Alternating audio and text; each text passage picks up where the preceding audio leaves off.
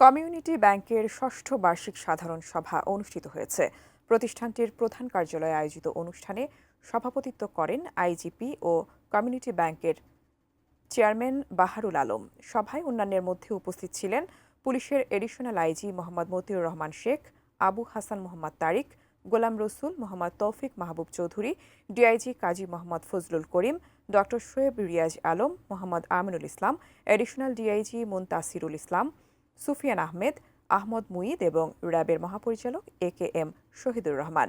এই সময় ব্যাংকের ২০২৪ সালের নিরীক্ষিত আর্থিক বিবরণী এবং শেয়ার হোল্ডারদের জন্য নগদ লভ্যাংশ প্রদানের অনুমোদন দেওয়া হয়।